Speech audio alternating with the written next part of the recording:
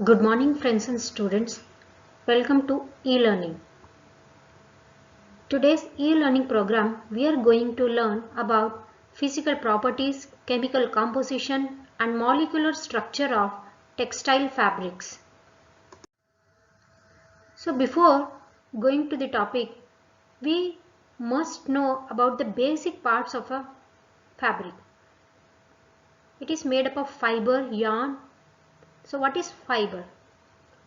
It is a thin, fine and hair-like substance with a high length to width ratio and with appropriate properties for being processed into a fabric.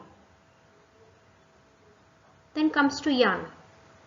It is a linear form of fibers twisted as a continuous strand that can be made into a fabric. So now comes to textile fabric. A fabric is produced from a yarn by performing mechanical operations such as interlacing, intermeshing or interpolling processes.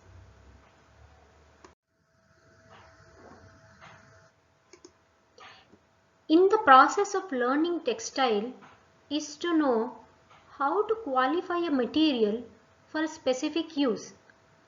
In order to do so, the product must possess some essential properties, and these essential properties are physical properties of textile fabrics.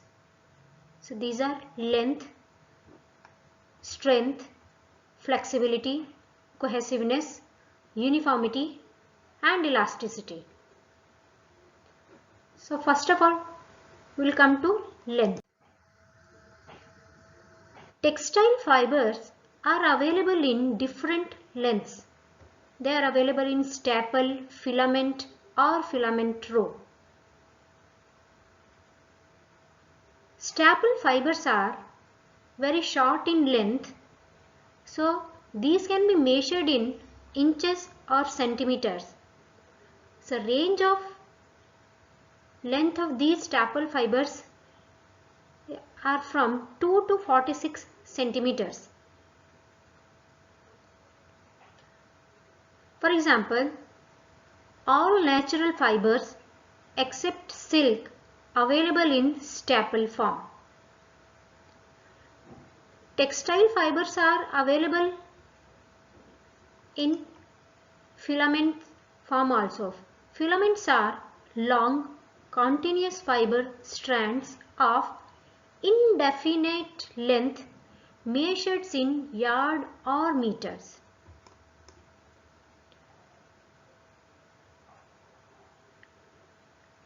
They are either monofilament or multifilament. So these filaments may be smooth or bulky. Smooth filaments are used to produce silk-like fabrics, whereas bulky filaments are used in more cotton-like or wool-like fabrics. In order to cut the filaments into staple length, several thousands of filaments are taken in the form of a loose rope or strand, often made crimpy, and are cut to produce stable fibers. So the rope of fibers, so these kind of rope of fibers is known as filament tow.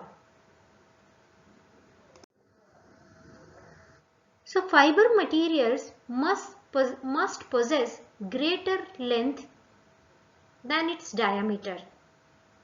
That is known as its length to width ratio.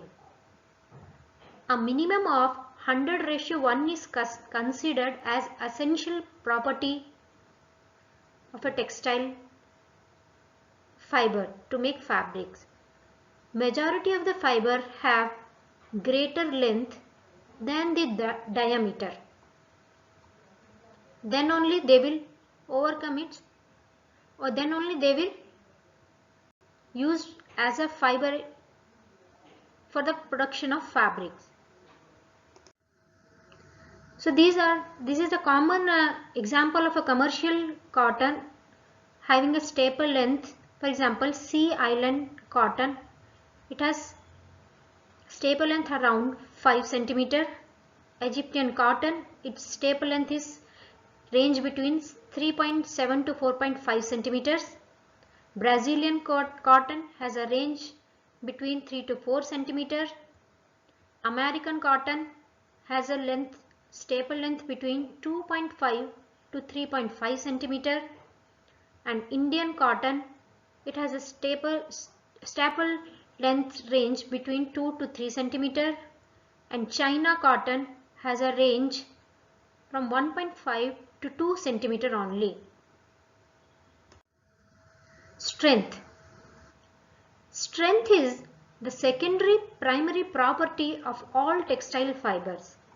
The strength of a fiber can never be confused with the strength of yarn or fabric, since it is possible to produce very strong and durable material from weak fibers also. So the strength of a fiber is defined as the ability to resist stress, which should be expressed in grams per denier. So denier is equal to the weight in grams of 9,000 meters of filaments. It may be as low as 1 gram per denier in acetate and as high as 8 grams per denier in glass. Strength can also be measured in pounds per square inch. If it measured in pounds per square inch, then it is referred to as tensile strength. So under standard conditions, these are the strength of different fabrics having fibers. Cotton is 4, silk 4.5, wool 1.5, glass 7. So among them glass ranks first in tenacity, then the other fibers.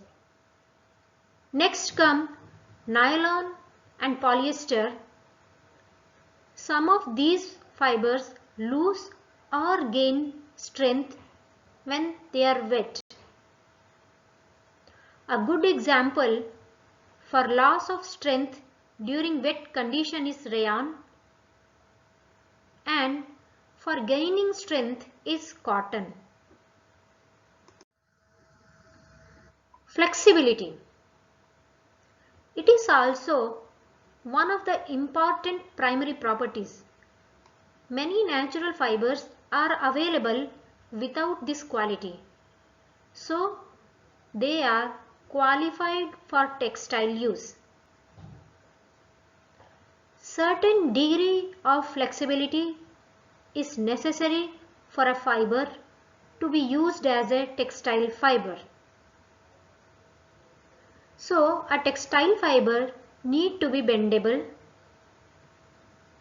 For example, a glass rod cannot be bent without breaking, but a glass filament can be bent easily. So this flexibility property is essential to create yarns and fabrics that can be creased, that is the ability to move with the body and should allow for free movement and also be comfortable. A stiff fiber will make stiff fabrics which cannot be used comfortably.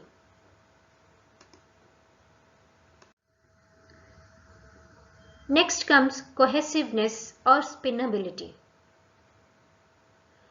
Cohesiveness is the ability of the fibers to stick together during spinning. For example, wool fiber possesses scales on the outer skin of the fiber, which help in interlocking fibers while spinning. So the cohesiveness in the fibers may be due to the longitudinal contour or the cross-sectional shape that enable them to adhere together. If the surface or shape of the fiber do not contribute for cohesiveness, the same can be compensated by using filament yarns. As filaments are present throughout the length of the yarn, there is little necessity of having the ability to stick. So, this cohesiveness is often conveniently replaced by spinning quality. The surface or the skin structure of the fiber may also, that is why the surface or skin structure of the fiber may also influence cohesiveness.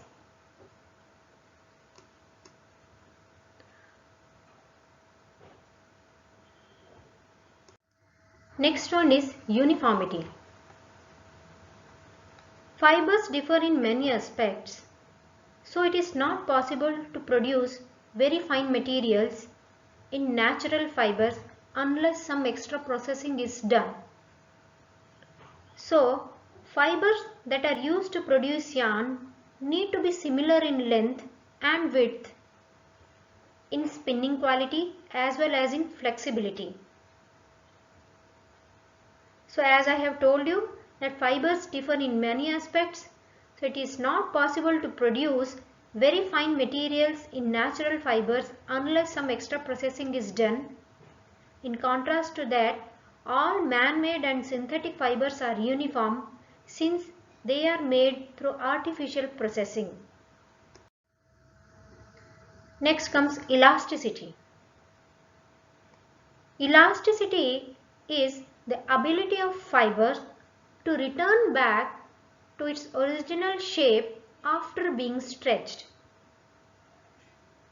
So here comes a word, elastic recovery. Elastic recovery is the ability of fiber to return from strain and is expressed in percentage. If a fiber returns to its original length after stretching to a specified length, then it is said to have 100% elastic recovery. Now comes to composition of textile fibers. As any other matter, textile fibers are also having chemical structure. The chemical structure of fiber is different from one another. The way in which chemical elements are arranged is what makes cotton different from polyester, which has the same chemical constituents. So the chemical structure affects fiber properties such as strength, elongation, resiliency, density, dye absorption as well as electrical behavior.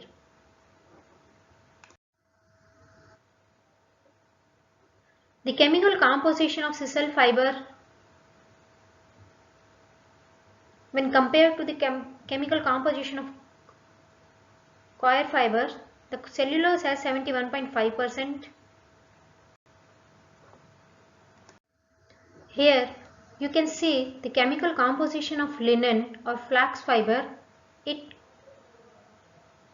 composed of cellulose at 92%, hemicellulose 2%, lignin 4% and others like dust all present here is in 2%.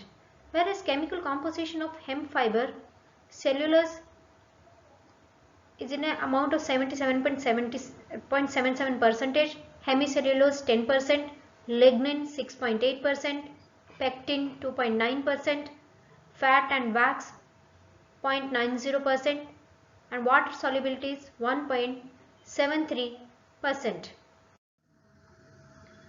Chemical composition of wool fiber, it contains keratin, dirt, scent, fat, mineral matter. So here keratin is 33%, dirt 26%, scent 28%, fat 12%, mineral water 1%. Chemical composition of silk fiber, fibroin, it contains 76%, sericin 22%, fat and wax 1.5%, and here mineral salt, it is 1% here, 1%. Now comes to the molecular arrangement of textile fibers. The fiber morphology refers to the molecular arrangement of fiber. Molecules in the fibers are in the form of chains. So these are known as polymers. So here comes a phenomenon, that is polymerization. It is the process of joining together small molecules known as monomers. The longer the chain, the higher the degree of polymerization. Here the molecules in this chain are held together like formation with a macromolecule by strong electronic force known as valence bonds. For example, cellulose, which is the base of cotton, is formed by the polymerization of small simple molecules into a larger complicated macromolecule.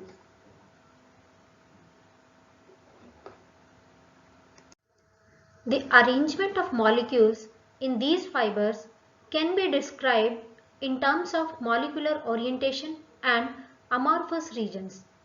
When here these are amorphous region, I will show you. Here these are amorphous regions.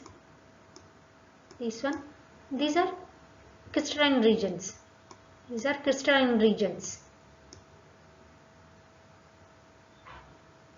So when the molecules of fibers are parallel to each other and also parallel to the longitudinal axis of the fiber, the arrangement is said to be highly oriented structure. If the molecules are arranged in random manner, it is termed as amorphous or low oriented structure. Here it is termed as, this structure is termed as amorphous or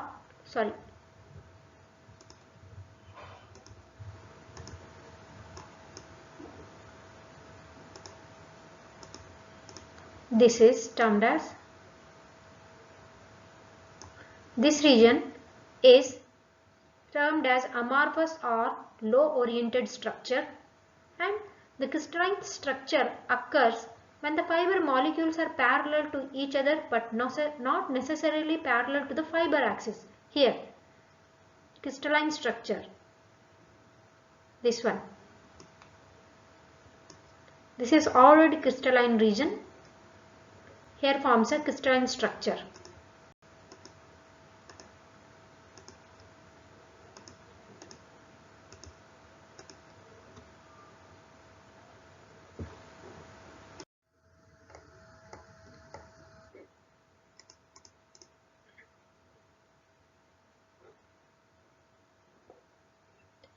The man-made and synthetic fibers, when extruded through the spinneret, consists of only random arrangement, but when they are stretched, they become thin and tend to take oriented structure. In a single fiber, it is common to find both amorphous and crystalline region, and fibers vary in the proportion of oriented, crystalline and amorphous region. The molecular arrangement of natural fibers is difficult to change except in cotton, where the molecules tend to decrystallize by mercerization finish. So this molecular structure improves the strength, elongation, moisture absorption, abrasion and dyeability of fibers. So the properties like elasticity, strength, etc. are also dependent on the strength of the bonds between the molecules. These molecular chains are held together by cross links or interchain attraction or bonds such as hydrogen bonds and van der Waals forces. So hydrogen bonding occurs when the positive hydrogen atom shows attraction like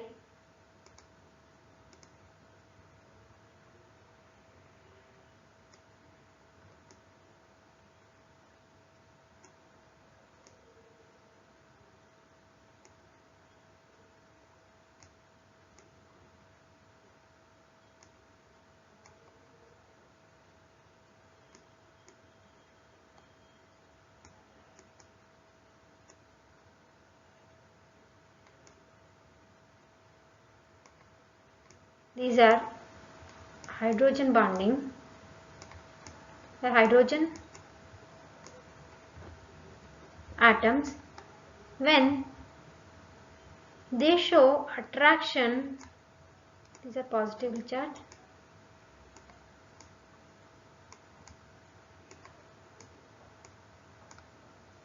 this is negatively charged.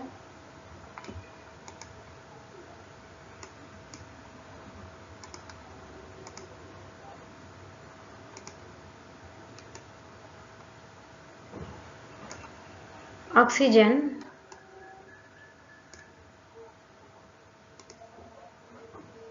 here you can see the hydrogen atoms show attraction towards negative oxygen atoms. So the molecular structure of the fiber is an important factor that affects the properties of the fibers. So this is a wood whose molecular structure can be shown as when wood is in meters,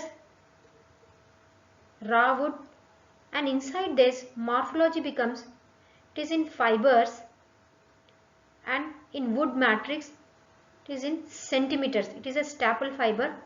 Then it comes to cellulose fiber like this, and then microfibrils whose range is can be measured in micrometers, and then nanofibrils which can be measured in nanometers.